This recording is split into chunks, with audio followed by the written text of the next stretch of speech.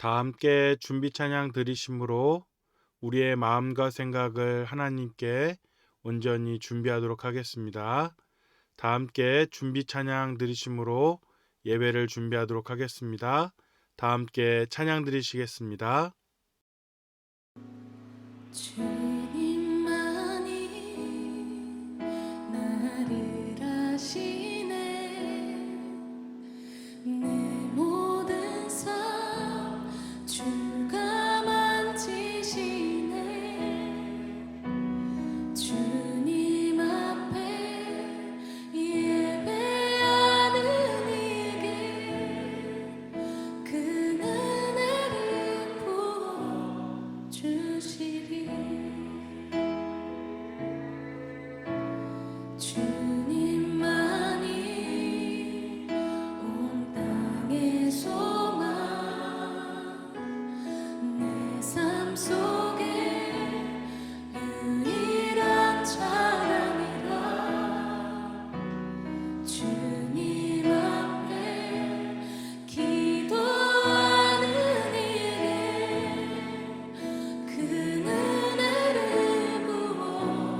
부어주시리. 만왕의 왕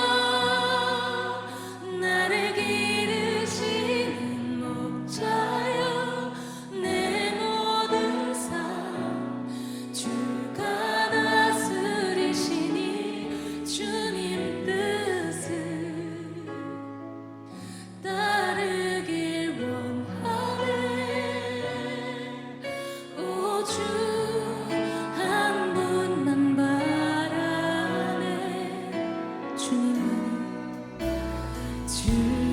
주님만이 나를 아시네. 내 모든 삶 주가 만지시네.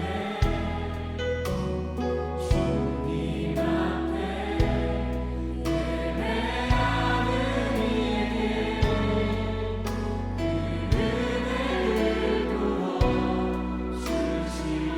주님이 온 땅의 소망 되십니다. 주님만이 온 땅의 소망, 내 삶 속에 유일한 자랑이라. 주님 앞에 기도하는 이에게 그 은혜를 부어주시리.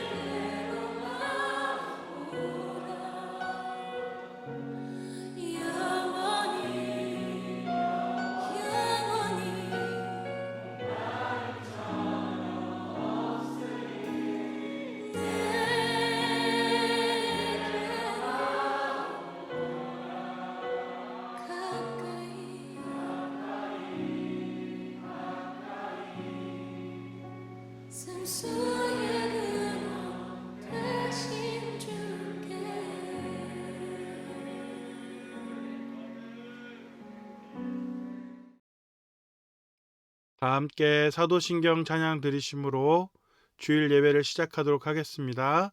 다 함께 사도신경 찬양 드리겠습니다.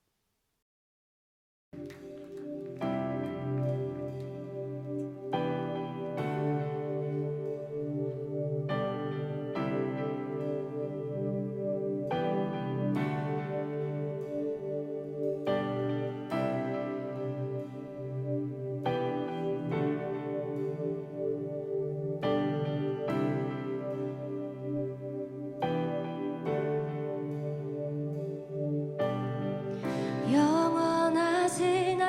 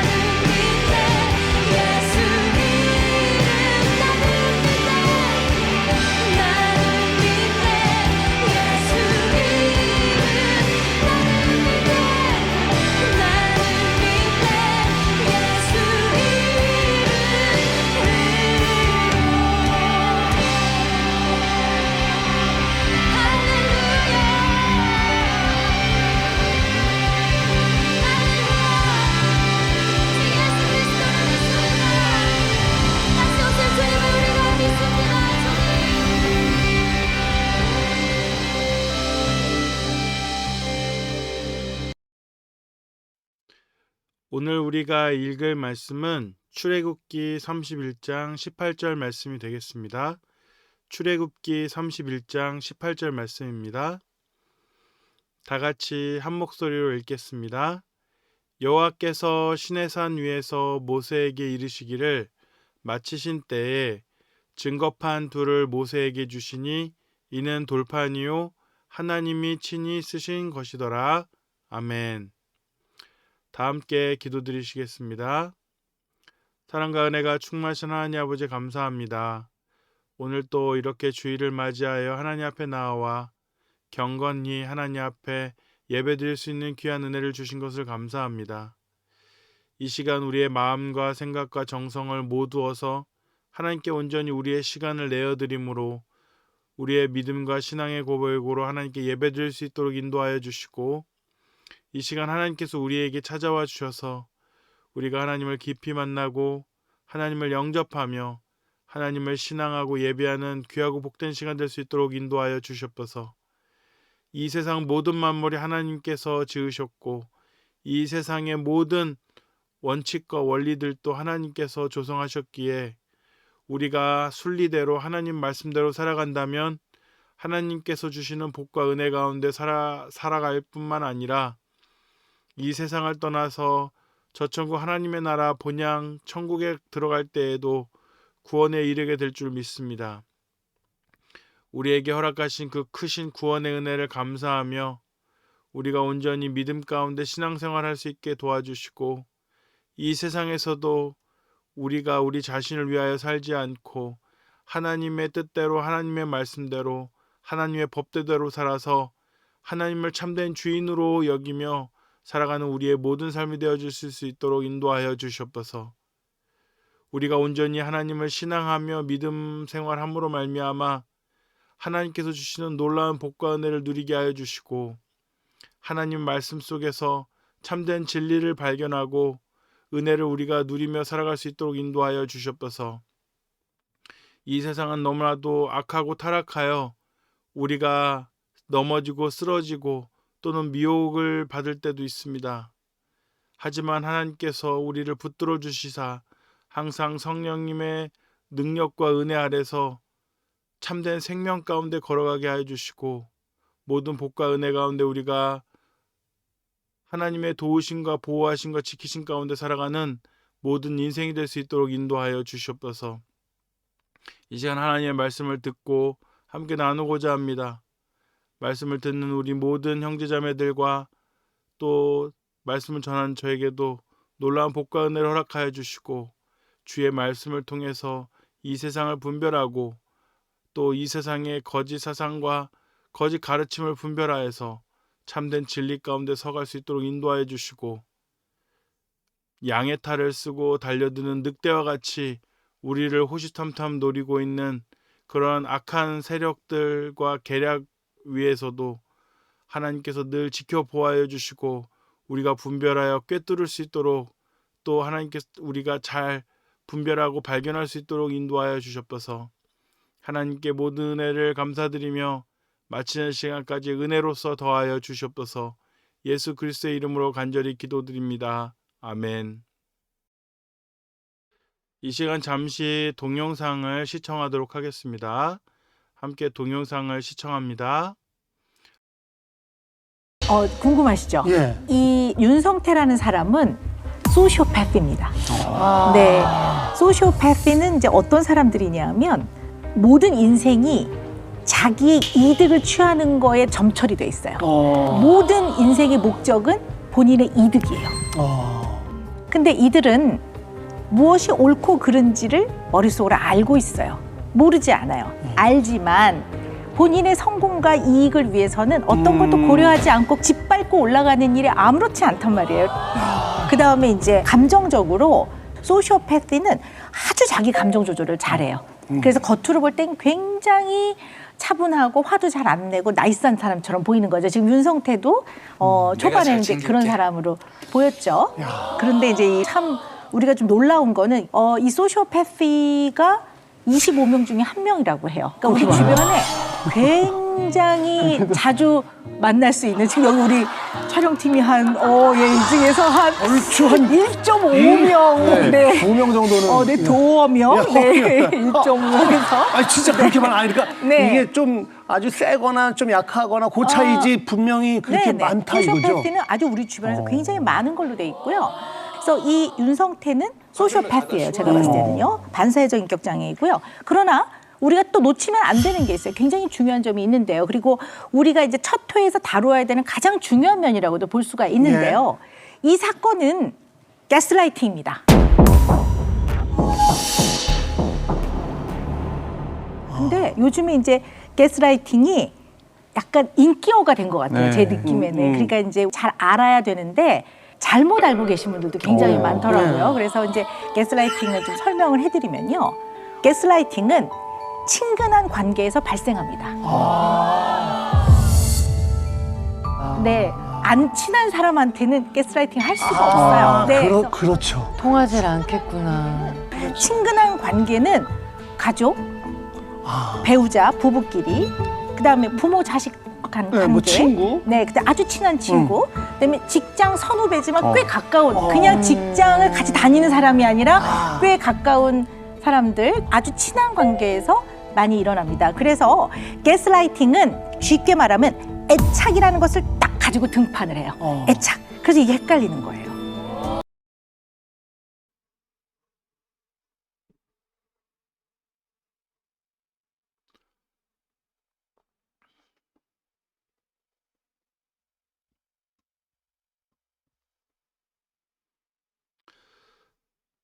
동영상을 잘 다 같이 시청하셨나요? 아마 뜻밖의 동영상이라서 다들 이게 웬 동영상인가 했을 텐데요.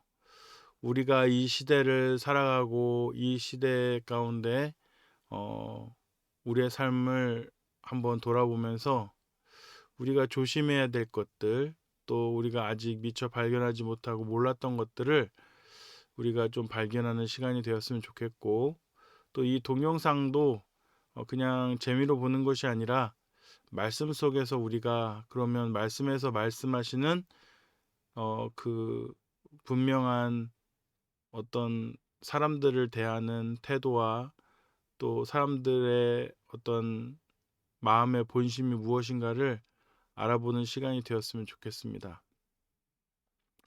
오늘 동영상을 통해서 소시오패스라는 반사회적 인격 장애의 특성을 살펴보았습니다. 오직 자기 자신의 이익만을 위하여 위선을 행하고 실질적으로는 자기의 이익에만 몰두해서 다른 사람에 대한 배려나 존중은 없이 사람을 자기 이익의 수단으로만 여기는 인격 장애를 말하는 것입니다. 그래서 그 상대방의 생명이나 기타 여러 가지 고통에 대하여는 공감할 줄 모르는 그런 사람을 말합니다. 혹시 여러분들 주위에도 그런 사람이 있지는 않은가요? 아마 발견하기는 쉽지가 않을 것입니다. 왜냐하면 자기의 이익을 위해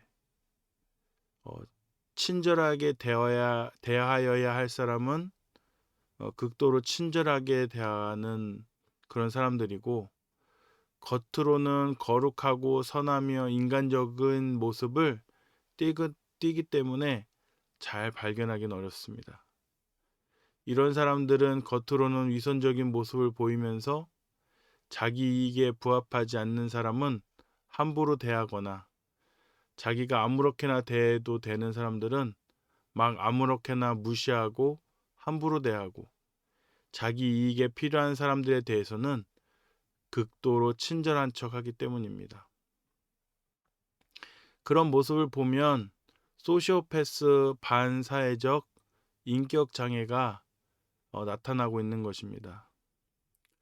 어느 유력 정치인의 부인이 정신과 의사인데 모 대선 후보를 향해서 소시오패스로 평가하여 큰 이슈가 된 적이 있었는데, 마침 TV에서 이런 정신병리학적인 면을 가지고 사람과의 관계라든지 또는 이성과의 관계를 깊이 있게 심층적으로 분석하는 것을 오늘 영상을 통해서 보게 된 것입니다. 앞으로 누구를 만나던 그 사람의 겉모습만 보지 말고 그 사람이 다른 사람에 대하여 어떻게 대하는가를 보면 그 사람이 진정으로 어떤 사람인지 알 수가 있습니다. 그러므로 그 사람이 정말 진짜 좋은 사람이라면 모든 사람, 그 누구에게나 똑같이 대해야지 간혹 어떤 사람에게만 기존에 보았던 모습과 다르게 대하는 것을 보신 적이 있다면 그 모습이 진정한 내면의 모습일 것입니다. 그 사람의 진짜 모습은 많은 사람들에게 보여지는 그런 모습이 아니라 그 특정 대상에게, 특히 자기의 권력과 자기의 위치에서 함부로 대하는 그런 모습이 본 모습이라고 할 수 있겠습니다. 이런 사람들은 대개는 공개적인 장소나 다수가 있는 자리에서는 그 특정 사람들에게 잘하는 태도를 보이기도 합니다. 그래서 그런 사람들은 비공개된 상황에서 자기의 의도대로 모든 걸 주도하려고 합니다. 그런 사람들한테는 공개적인 장소나 다수의 사람들이 아는 것에 대하여 굉장히 불편해합니다. 그래서 항상 모든 것을 비공개적으로 암암림에 소수의 사람들만 알도록 그렇게 추진하려고 합니다. 왜냐하면 자기의 거짓이 다 드러나기 때문에 모든 사람들에게 다 공개적으로 할 수 없는 것이죠. 그런 사람들이 제일 싫어하는 것이 삼자 대면입니다. 자기의 말과 상대방의 말이 다를 때 같이 대화하면서 누구의 말이 옳은가 또는 증거가 있다면 그런 증거들을 제시하면서 진실을 파헤쳐가면 본인들의 그러한 거짓과 위선이 다 드러나기 때문에 삼자 대면을 제일 싫어합니다. 당사자만 데리고 속여야 되는데 진실된 사람들과 함께 섞여서 토론하려면 도저히 그게 감당이 안 되기 때문이죠. 그런 사람들은 비공개된 장소나 위치에 있으면 어느 특정 사람에게 항상 함부로 말하거나 함부로 대하거나 자기의 감정을 숨기지 않지만 공개된 장소와 다수의 사람들 앞에서는 철저하게 자기 이미지 관리를 합니다. 물론 우리가 혼자 있을 때 우리 자신의 내 모습과 다른 사람과 있을 때 내 모습은 다를 수 있습니다. 물론 당연한 거죠. 다른 사람에게는 좋은 모습을 최대한 보이려고 누군가나 다 그렇게 노력하기 때문입니다. 그러나 그런 정도의 수준이 아니라 어떤 사람들에게는 극도로 좋은 모습을 보이려고 하고 또 자기 이익과 상관없는 사람들한테는 무관심하고 함부로 대하면서 위선적인 모습을 보이게 된다면 그것이 바로 위선이라고 하는 것입니다. 가면이라고 하는 것입니다. 본 모습은 숨기고 겉모습만 바꾸어가는 것이죠. 내 안에 있는 여러 모습들 중 가장 좋은 모습을 보이는 것은 누구한테나 당연한 모습일 것입니다. 그러나 겉과 속이 완전히 달라서 본 모습은 숨기면서 거짓된 모습으로 위장하여 속이고 있다면 그것이 바로 위선이라는 것입니다. 그런 사람들은 옳고 그름을 이미 잘 알고 있습니다. 그래서 겉으로는 자기에게 유익하게 하기 위해서 고상한 척, 따뜻한 척, 올바른 척을 그렇게 해댑니다. 그러나 그것은 자기의 본 모습이 아니기에 가족들에게 또는 함부로 대해도 무방한 사람들에게는 자기의 모습을 그대로 내어 보입니다. 막 온갖 치사하고 유치하며 온갖 비상식적이며 아무렇게나 행동하는 것입니다. 그리고 그런 사람들이 모두 자기 이익을 위하여 그렇게 선별적으로 그런 모습을 보이고 또 다른 사람의 생명과 고통에 대해서 무관심하거나 자기 이익의 실현의 도구로 상대방을 생각한다면 그 사람은 소시오패스일 것이며 그런 소시오패스적인 사람들은 자기의 위치에 따라 범죄 행위의 크기도 다른 양상을 띠게 됩니다.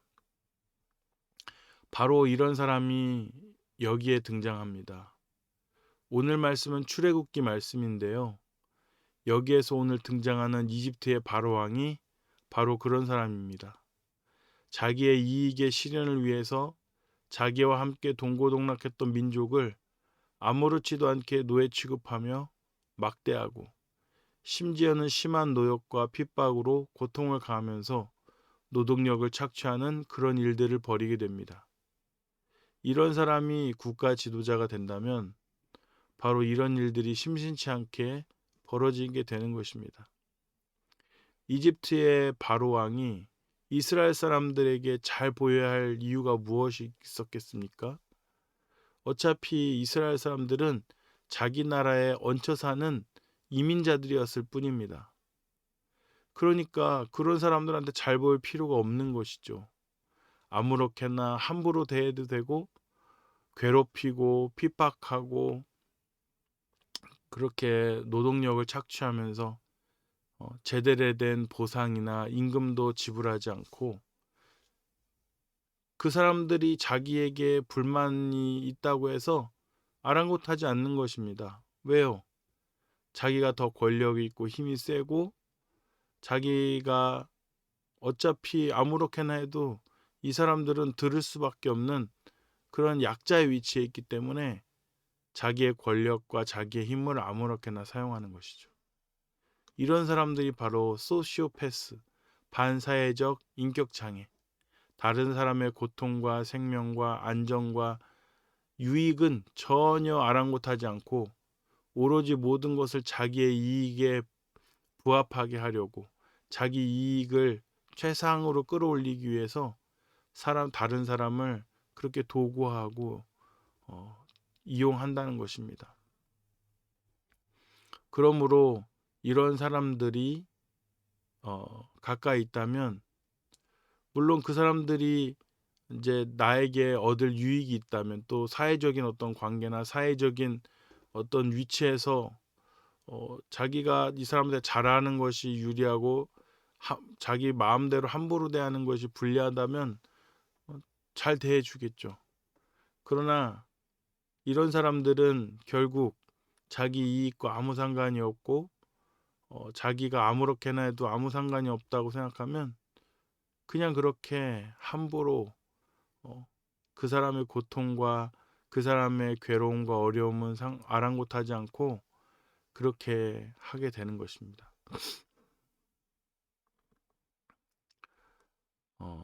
지난번에 요셉에 대한 말씀을 전해드렸었는데요. 그렇게 하나님께서는 요셉과 야곱의 가족들을 모두 이집트 땅으로 오게 하셔서 부요하고 풍족하게 살게 하셔서 약 400년간을 친히 돌보시며 번성케 하셨습니다. 그러나 이스라엘 백성들이 이집트 애굽 땅에서 언제까지나 평안한 삶을 살았던 것은 아닙니다. 요셉이 이집트의 총리로 있었지만 그가 죽고 그의 명성이 이제 점점 잊혀져 가고 있을 때쯤 이제 이집트의 왕 중에 요셉에 대하여 모르는 사람이 등장하게 되는데요. 그러므로 이스라엘 사람들에게는 큰 고난과 핍박이 찾아오게 되는 것입니다.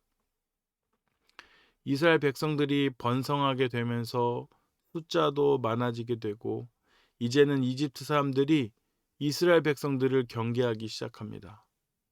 이스라엘 백성들을 억압하여 번성하지 못하게 하고 자신들의 노예로서 그렇게 살아가기 위해서 억압하기 시작합니다. 출애굽기 1장 9절에서 10절 말씀에 보면 그가 그 백성에게 이르되 이 백성 이스라엘 자손이 우리보다 많고 강하도다. 자 우리가 그들에게 대하여 지혜롭게 하자. 두렵건대 그들이 더 많게 되면 전쟁이 일어날 때 우리 대적과 합하여 우리와 싸우고 이 땅에서 나갈까 하노라 하고. 그런데 단지 이 이유만 가지고 그렇게 이스라엘 백성들을 함부로 대했을까요? 앞으로 일어나지 않을 일입니다. 또 이스라엘 백성들을 보면 하나님의 말씀대로 살아가는 백성들이었기에 그렇게 악의적인 그런 공동체의 색깔을 띠지 않습니다. 이집트의 사람들은 아마 이 이스라엘 사람들을 보면서 참 사람들이 참 좋은 사람들이라고 생각했을 것인데, 적군이 쳐들어왔을 때 과연 이 사람들이 자기들을 한다는 생각을 그렇게 가질 수 있었을까요? 아마 이것은 핑계인 것 같습니다. 이러한 그 핑계거리를 대는 것이죠. 그렇게 해야 자기들이 악을 행하고 또 이스라엘 백성들을 집단적으로 린치를 가하고 핍박을 해도 죄의식이나 그런 자기들만의 어떠한 그러한 정당성을 얻기 때문에 이렇게 핑계를 대는 것입니다. 소시오패스를 가지고 있는 사람들의 특징이 바로 이렇습니다. 내가 다른 사람에게 비춰지는 모습이 어떤지를 너무 잘 알아요. 그리고 자기가 이렇게 행동했을 때 어떨지 굉장히 교묘하고 머리가 비상합니다. 그래서 겉으로는 굉장히 잘 자기 자신의 본색을 노출하지 않아요. 그리고 어떠한 일을 도모할 때 항상 거짓말을 하고 거짓으로 행하고 자기의 본의를 숨깁니다. 그리고 명분을 가지고 어떠한 정당성을 얻기 위해서 다른 이유를 들어서 상대방을 공격하고 해롭게 하기도 합니다. 오늘 이 바로의 모습이 딱 그와 같습니다.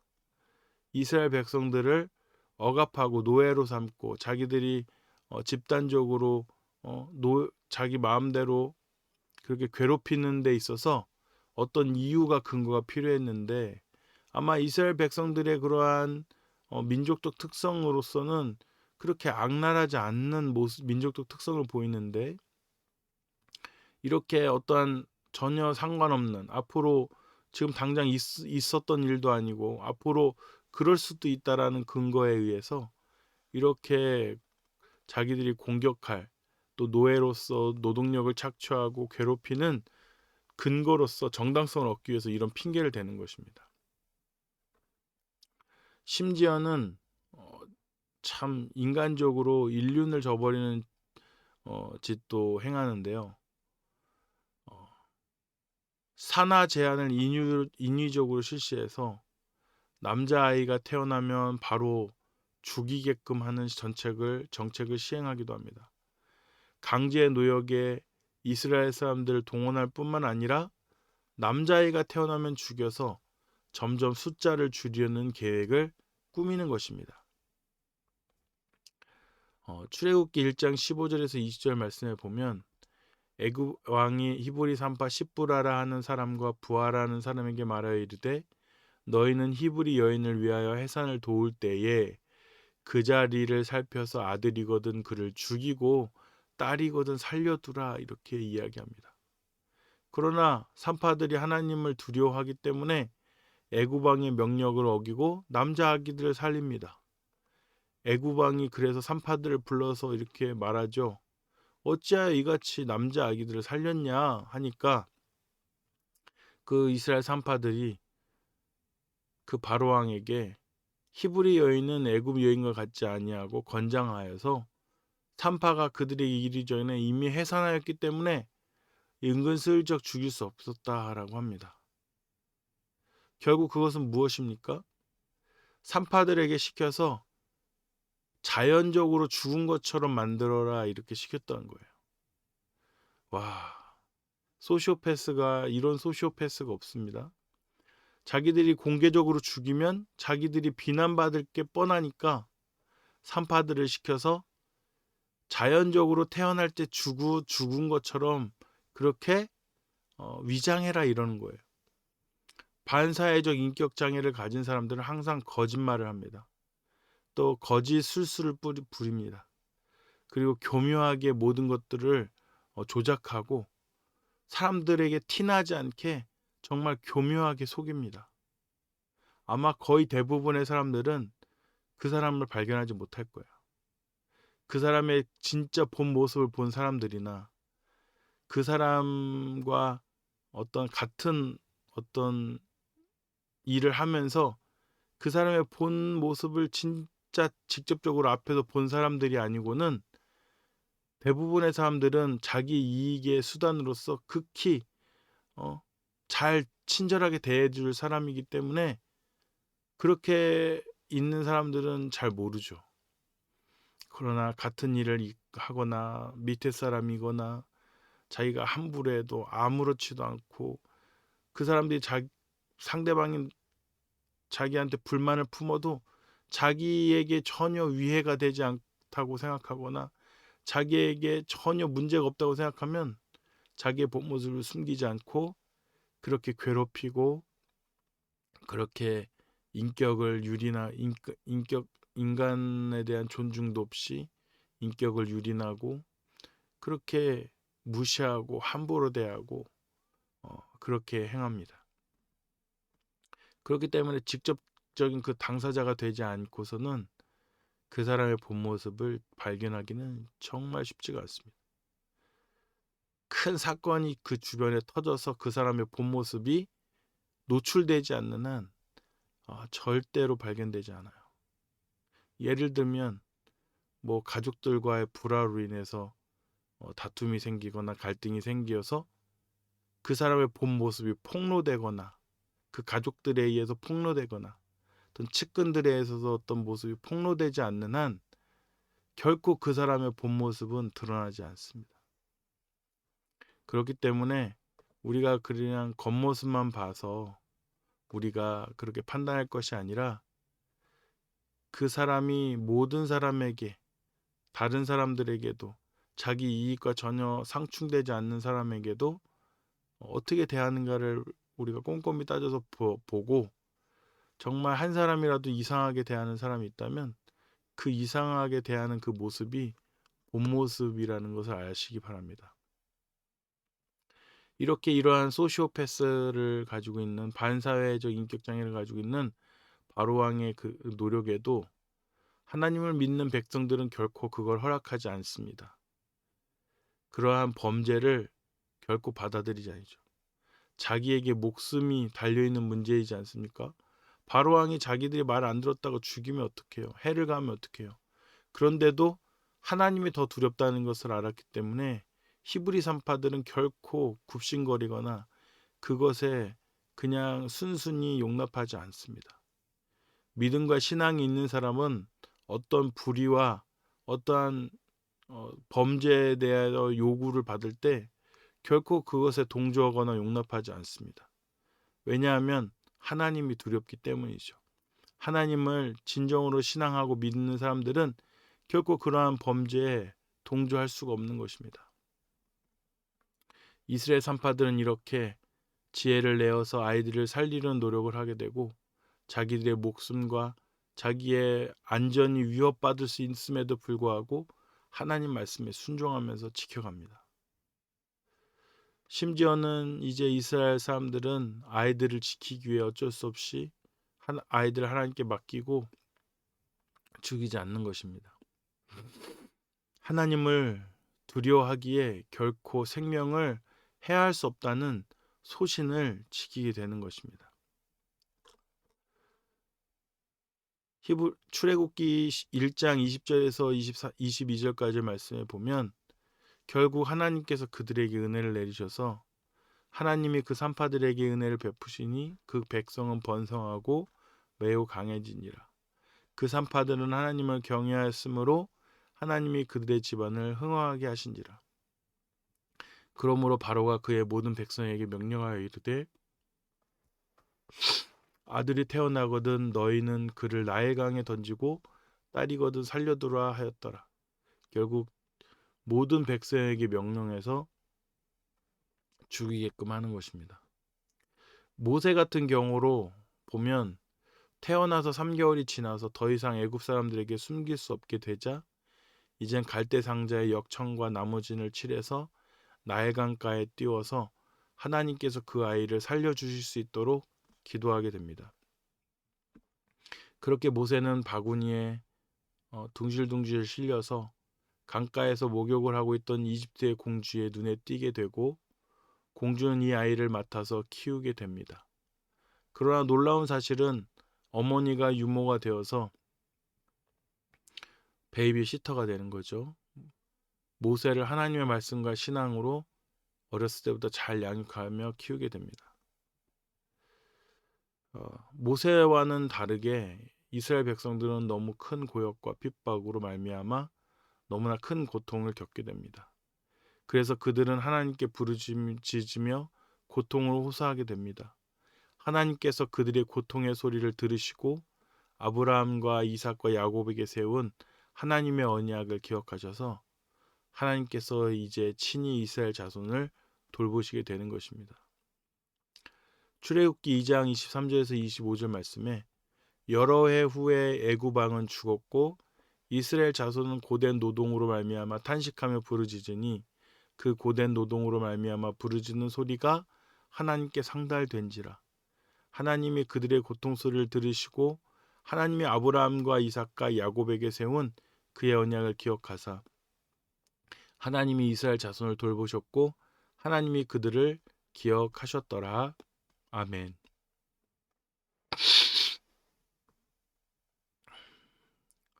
이렇게 하나님께서는 이스라엘 백성들의 그 울부짖음과 고통을 기억하셔서 그들을 도우시고 지키시고 보호하시며 은혜를 허락해 주십니다. 우리도 때때로 살아가다 보면 우리가 원하지 않는 그런 삶의 환경과 상황들로 인해서 너무나 괴로움과 어려움을 당할 때가 있습니다. 그러나 기억하십시오.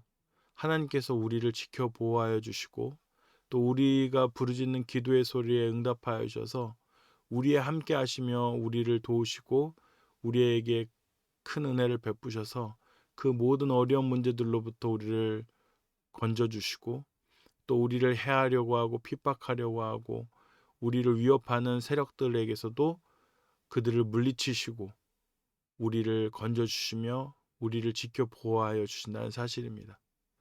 그래서 우리는 하나님만 잘 믿고 신앙생활 열심히 하고 하나님 말씀대로 잘 살아가고 하나님께 예배하며 기도한다면 우리에게는 걱정이 없는 것입니다. 걱정이 있다 할지라도 그 모든 문제가 주님 안에서 잘 해결되고 하나님의 복과 은혜로서 그 문제들이 잘 해소되고 또 큰 어려움과 난관에 봉착했을 때도 그것들을 모두 극복하고 이기게 하시고 어떠한 두려운 그런 상황들 속에서 있다 할지라도 결코 우리가 두려워하지 아니할 것은 우리가 하나님을 믿는 하나님의 자녀이기에 우리를 대신하여 하나님께서 싸워주신다는 그 믿음을 가지고 나아간다면 모든 어려움 속에서 우리를 건져주실 것이라는 사실입니다. 여러분들은 그런 경험이 있으십니까? 저는 살아오면서 수많은 경험들을 했고 대표적으로 예를 들어서 군대에서 있었던 여러 가지 핍박과 어려움들, 종교적인 박해와 차별들이 있었지만 믿음과 신앙을 지켜나갈 때에 하나님께서 은혜를 베풀어 주셔서 놀라운 복과 은혜를 허락하시고 그 가운데 놀라운 하나님의 도우심과 은혜의 손길로서 나를 지키시고 보호해 주셨다는 사실들을 여러분들에게 말씀드린 적이 있었습니다. 군대뿐만이 아니라 그 외에도 하나님께서 얼마나 저와 함께 하셔서 저를 지키시고 돌보시는지 제가 도저히 인간의 능력과 생각으로는 도저히 감당할 수 없는 그 어려움들과 또 그 모든 난관들을 잘 극복하게 하시고 또 하나님의 원수 대적 앞에서도 하나님께서 늘 저를 지켜주시고 보호하셔서 어떠한 세력과 외압에도 굴하지 않고 끝까지 하나님 앞에 정말 정정당당하게 하나님 앞에 신앙생활을 하면서 목회하고 있을 수 있는 것 같습니다. 모세는 그동안 왕궁에 이렇게 살고 있으면서 잘 자라게 좋은 환경 속에 자라게 되지만 항상 어머니로부터 물려받았던 신앙과 믿음을 가지고 이스라엘 백성들에 대한 그런 안타까움을 가지고 있었던 것 같습니다.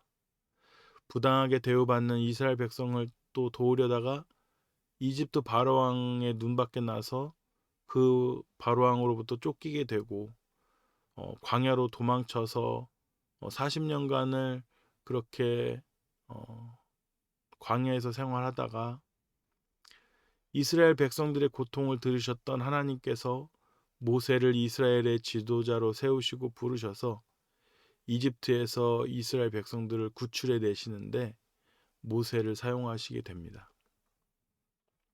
하지만 이집트 바로왕의 방해를 이겨내는 것은 만만치가 않습니다. 모세는 하나님의 명령대로 10가지 재앙을 선포하게 되고 이집트 바로왕이 쉽게 항복하지는 않지만 계속 자신의 말을 번복하면서 10가지 재앙까지 다 그렇게 어리석게 받게 되고 결국 10번째 장자의 죽음의 재앙을 마지막으로 두 손을 다 들어 항복하게 됩니다. 자기가 가장 두려워하는 것을 빼앗기면 자기가 가장 무서워하는 것을 이제 피부로 느끼게 되면 그제서야 순순히 하나님 앞에 항복하는 모습들을 보게 됩니다. 그렇게 온갖 악을 행하고 반사회적 인격 장애를 가지고 그렇게 죄 없는 이스라엘 백성들을 핍박하고 억압하고 괴롭히고 그렇게 인권을 유지했던 그 바로왕은 결국 자기의 소중한 첫째 아들 장자를 잃어버리게 됩니다. 결국 그것을 통해서 자기가 이제는 하나님이 살아계시다는 것을 진심으로 받아들이게 되고 결국 하나님은 자기가 이길 수 없는 존재라는 것을 깨닫고 항복하며 이스라엘 백성들을 돌려보내주게 됩니다. 그 마지막 재앙은 하나님 말씀에 순종했던 이스라엘 사람들은 다 피하여 넘어갈 수 있었지만 하나님 말씀에 거역했던 이집트의 사람들은 결국 그 장자의 죽음을 피하지 못했을 뿐만 아니라 바로의 왕궁에도 그 장자의 죽음이 그렇게 닥쳐오게 된 것입니다. 이스라엘 백성들은 하나님이 말씀하신 대로 하나님을 믿는 믿음으로 문인방과 좌우 설주에 어린 양의 피를 바름으로써 순종하여 죽음에서 구원받게 됩니다. 만약 입술로만 믿는다 하면서 하나님이 하라신 대로 순종하지 않았다면 그들도 결코 죽음을 면하지는 못했을 것입니다. 결국 어린 양의 피를 바르는 순종을 통하여 자기들은 아무 희생을 치르지 않고 그렇게 죽음을 피하게 된 것입니다. 이것이 바로 은혜입니다. 아무런 공로도 없이 단지 믿음으로 순종하여 양의 피를 바르기만 했을 뿐인데 결국 그들이 생명을 얻게 되었으니까요. 은혜이지 않겠습니까? 그러므로 믿음은 그냥 마음속으로만 확신으로 가지고 있는 것이 아니라 믿는다고 말만 하는 것이 아니라 그 믿음대로 하나님 말씀에 순종할 때 하나님께서는 그것을 진정한 믿음으로 보시고 우리를 죄와 사망의 죽음에서 예수 그리스도의 보혈의 피로써 구원해 주시는 것입니다.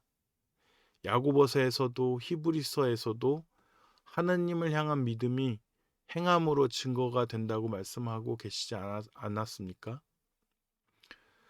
요즘 종교적 자유주의 사상과 구원파의 사이비 이단 사상으로 순종하지 않아도 믿으면 된다고 하면서 실질적인 믿음을 행하지 않아도 된다는 이단 사이비 사상을 설파하고 가르치고 있는 것들을 보게 되는데요. 우리는 주변에 혹시 구원파나 자유주의 사상에 미혹되어 거짓 가르침을 가르치는 미혹이 있다면 결코 그것에 넘어가서는 안 될 것입니다. 성경을 읽어보십시오. 신약 성경 곳곳에 하나님의 말씀에 순종할 것을 말씀하고 계십니다. 불순종하는 자들이 처할 벌과 형벌에 대해서도 낱낱이 기록하고 있습니다. 심지어는 예수님도 사복음서 모두에서 공히 하나님의 말씀에 순종하여야 함을 말씀하고 계시고 그 믿음은 열매로 나타난다 라고 말씀까지 하시면서 나쁜 열매는 나쁜 열매를 맺고 좋은 나무는 좋은 열매를 맺으니 열매로 그들을 알리라고 하시면서 거짓 선지자들을 경계하시고 경고하시는 말씀을 하시는 것들을 보게 됩니다. 이러한 하나님께서 순종을 요구하시는 말씀을 거짓 사꾼과 이단 사이비 사상을 가진 자들은 원래 그런 뜻이 아니라 하면서 자꾸 왜곡하고 변경해서 사서로이 그렇게 성경을 잘못되게 해석해서 사람들에게 거짓 사상과 가르침을 가르쳐 주기도 합니다. 성경은 원래 하나님께서 기록하셨고 쓰셨습니다. 그리고 가장 저명한 신학자들과 신학 교수들과 이 언어학자들이 지금 가장 원어에 가깝게 원래 쓰여진 의미의 언어와 가깝게 해석을 다 해놓았는데 원래 그런 뜻이 아니다라고 하면서 자꾸 이상한 뜻을 가져다 붙이는 경우가 있습니다. 그런 것들은 자기의 거짓 사상과 자기의 유불리를 위해서 말씀을 왜곡하는 것이기 때문에 결국 그러한 말에 현혹돼서는 안 됩니다. 성경 말씀은 이미 다 공개됐어요. 비밀이 아닙니다. 다 공개됐어요. 그러나 이것을 믿음으로 받아들인 사람들이 있고 믿음으로 받아들이지 않는 사람들도 있기 때문에 결국 믿는 사람들에게는 이 성경의 진리를 그대로 영접하고 믿게 되니까 비밀이 아니지만 아직 하나님께서 구원을 허락해 주시지 않는 사람들에게는 결국 그들이 하나님의 말씀을 보고서도 믿지 않기 때문에 받아들이지 않기 때문에 비밀이 되었다라고 하는 것이지 이 성경 말씀은 결코 비밀이 아닙니다. 있는 그대로 다 나와 있잖아요.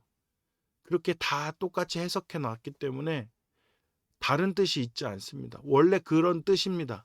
근데 이것을 믿음으로 받아들이면 비밀이 안 되지만 이게 믿어지지 않으면 결국 그들에게는 비밀이 되어서 그들은 아직 그 진리를 깨닫지 못했다라는 뜻으로 비밀이 되었다라는 표현을 쓰는 것이기 때문에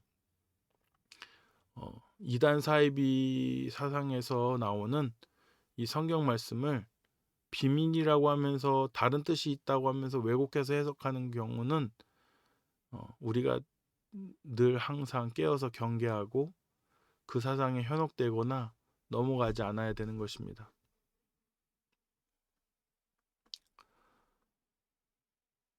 그렇게 이스라엘의 탈출 행렬은 극적으로 이제 진행이 되어서 결국 이집트를 탈출하게 됩니다. 바로 왕이 이제는 10번째 재앙을 통해서 항복하고 그렇게 탈출하게 되는 것이죠. 결국 수많은 고통과 핍박의 땅에서 이스라엘 백성들은 나오게 됩니다. 그래서 오늘 본문이 바로 출애굽기, 애굽은 이집트를 뜻합니다.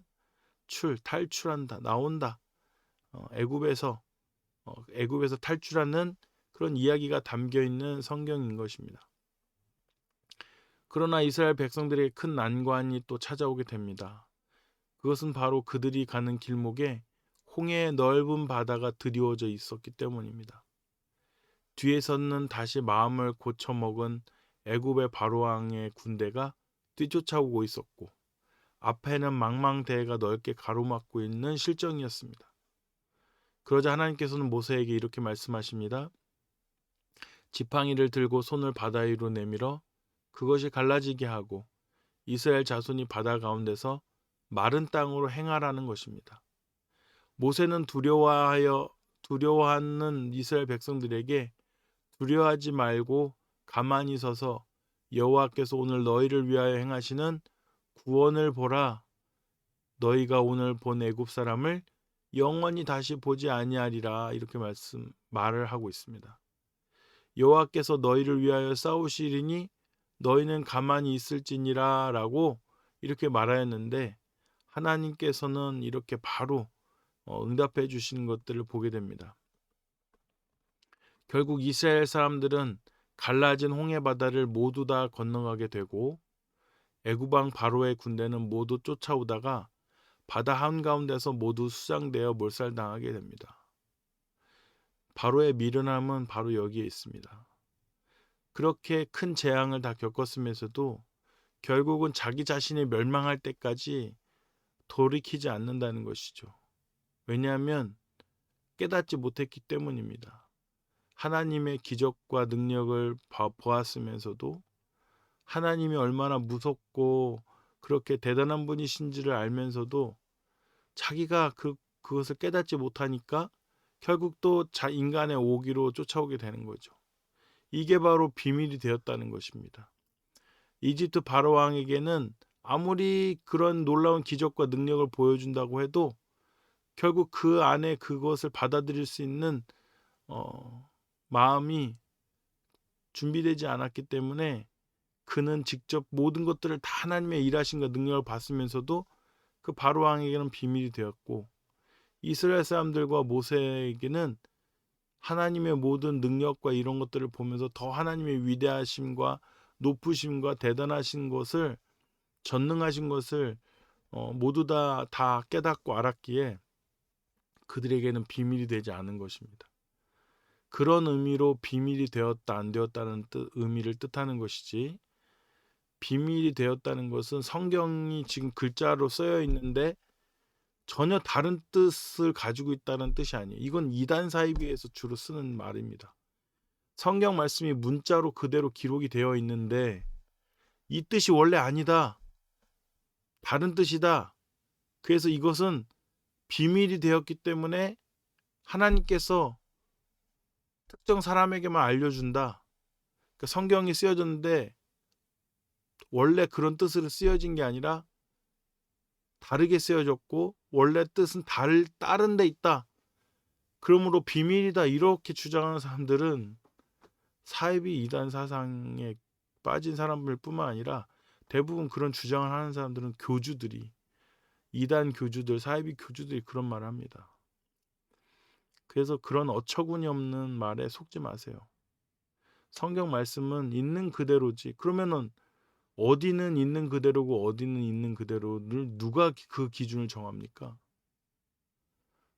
원래 그런 뜻이 아니라고 하는 것과 그런 뜻이라는 거 누가 기준을 정해요?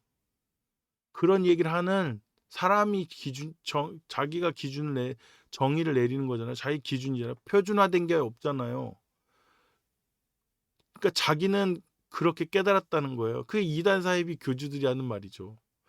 자기들은 이 성경이 원래 그런 뜻이 아니라 다른 뜻이 있다는 것을 깨달았다. 자기가 하나님으로부터 직접 계시를 받았다. 자기가 하나님으로부터 직접 어떠한 음성을 들었다.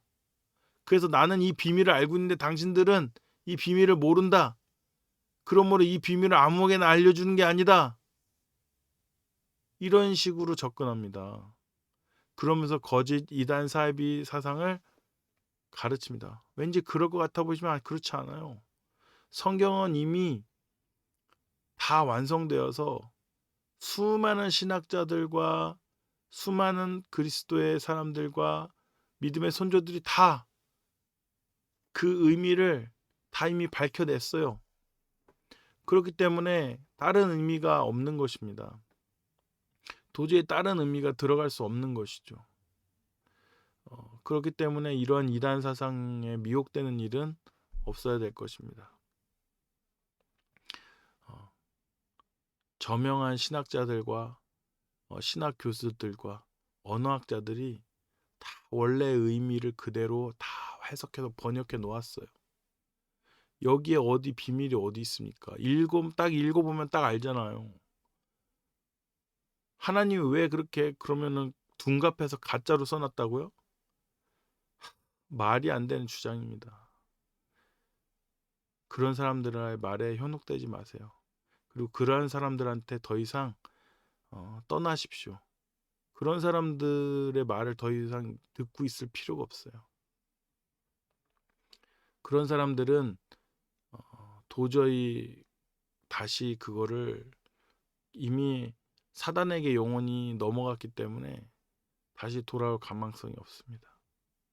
그런 사람들은 그리스도의 대적이고요. 성령을 회방하는 죄를 짓고 있고 하나님의 진리에 대한 복음에 대한 훼손과 그리고 하나님을 대적하는 자들이기 때문에 그럴듯한 직책과 그럴듯한 언행과 그럴듯한 모습을 보이고 있다 할지라도 결국 그들은 사단의 일꾼들입니다.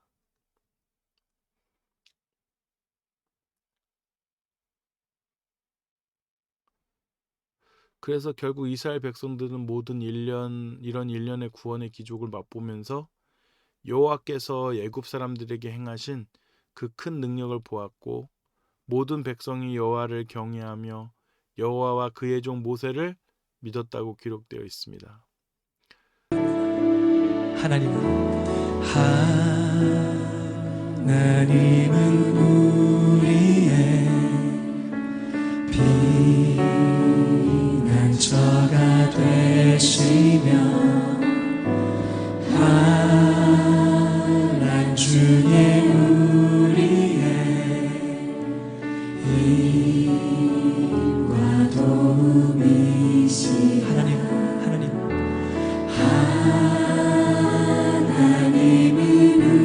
우리의 피난처가 되시며 환난 중에 우리의 힘과 도움이시라. 하나님, 우리 온 마음으로 고백합니다. 너희는 가만히 있어 주가 하나님 되말지어다. 열방과 세계 가운데 주가 높임을 받으리라. 사랑합니다 내 아버지. 찬양합니다 내 온 맘 다하여. 선포합니다 예수 그리스도 주님 오심을 기다리며.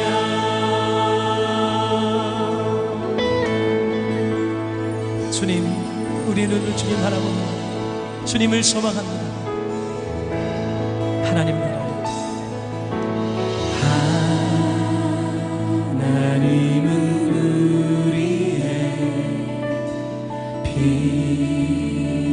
피난처가 되시며. 우리 주님께 온 마음으로 고백합니다. 환난 중에 우리의 힘과 도움이. 하나님 이곳에 사시는 하나님은 우리의 피난처가 되시며 환난 중에 우리의 힘과 도움이시라. 주님 바라보며 찬양합니다. 너희는 가만히 있어 주가 하나님 되말지어다. 열방과 세계 가운데 주가 높임을 받으리라. 사랑합니다 나의 아버지. 사랑합니다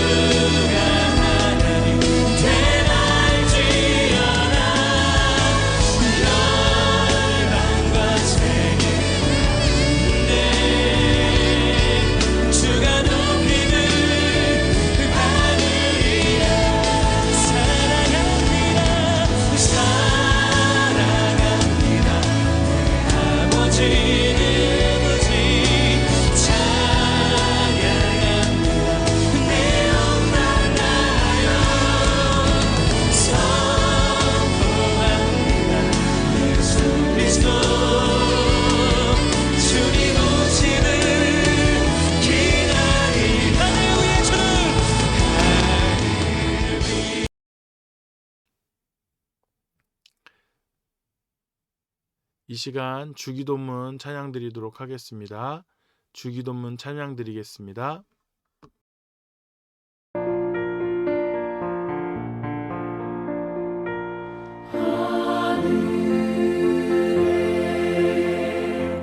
크신 아버지 이름 거룩하사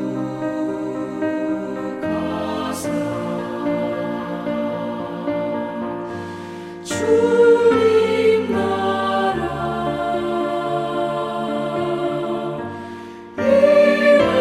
임하시고 뜻이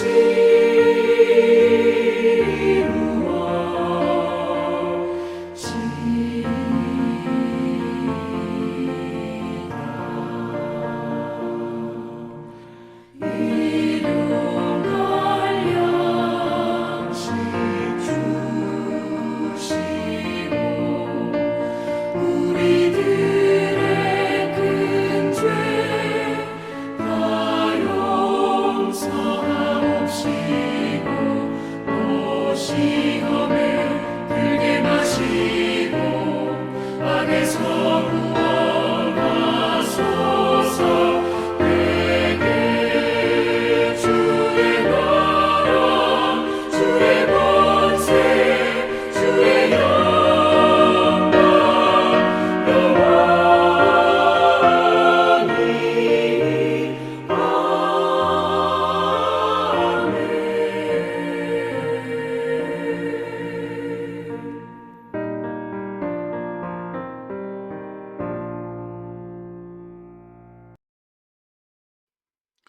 다 같이 기도드리시겠습니다.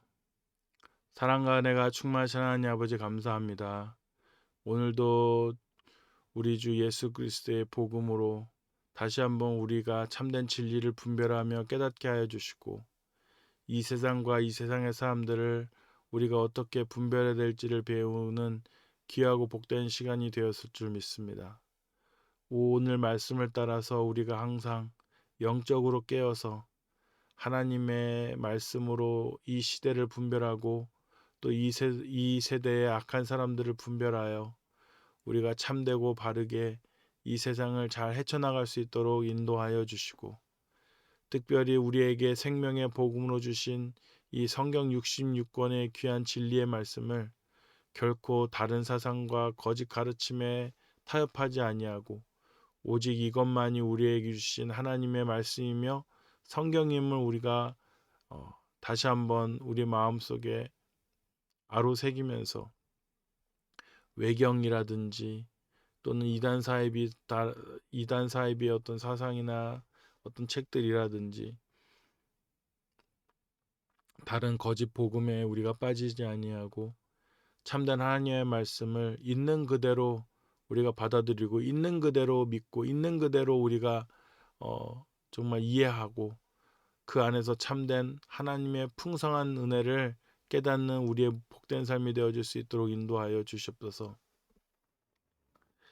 이제는 우리를 구원하신 예수 그리스도의 은혜와 하나님의 사랑과 성령의 교통하심이 하나님을 쫓아 진실된 믿음으로 참된 신앙과 말씀으로 온전히 나아가는 모든 우리 형제 자매들에게 영원히 함께 있을지어다. 아멘. 내가 누워 잠들었다 깨어나는 것은 여호와께서 나를 붙드시는 것이니 수많은 사람들이 나를 거슬러 둘러싼다 해도 내가 두려워하지 않겠습니다. 구원이 여호와께 있사오니 주의 백성에게 복을 내려주시옵소서. 주님, 그렇습니다. 수많은 사람들이 나를 에워싼다 할지라도 수많은 문제들이 나를 힘들게 할지라도 내가 그것을 바라보는 것이 아니라 오직 나 여호와 그 주님을 바라보길 원합니다.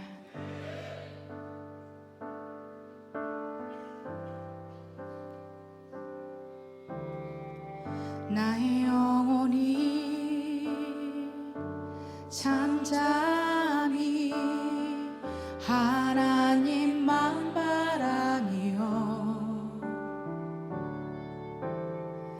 나의 구원이 그의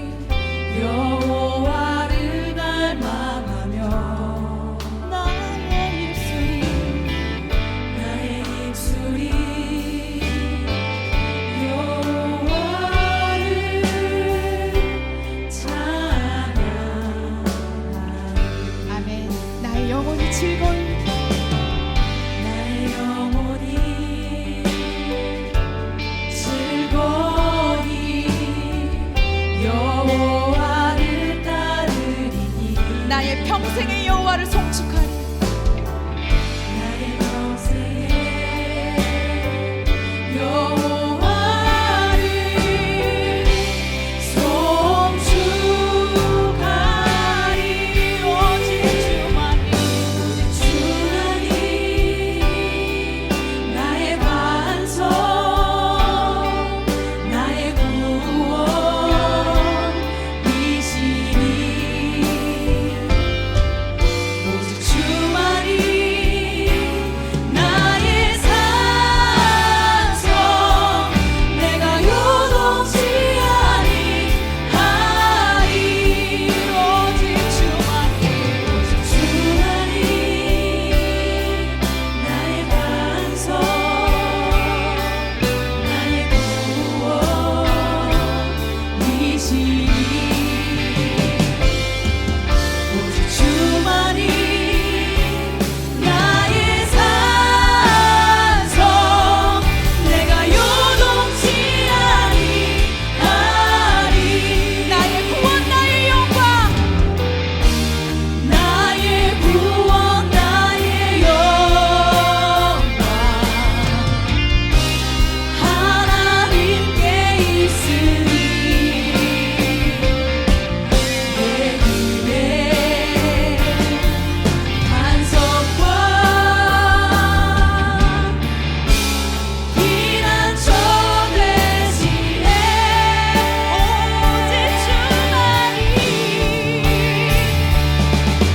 오직 주만이 나의 반석 나의 구원이시니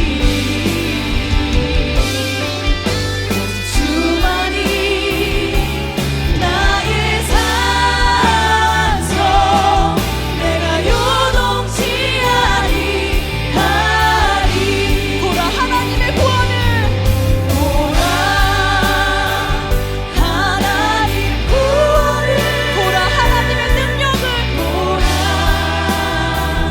하나님 능력을 너희를 위해서 싸우시는 주의 손을 보라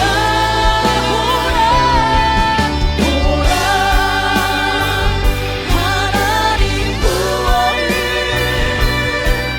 보라 하나님 능력을 너희를 위해서 싸우시는 주의 손을 보라. 보라 너희는 두려워 말고 보라 너희는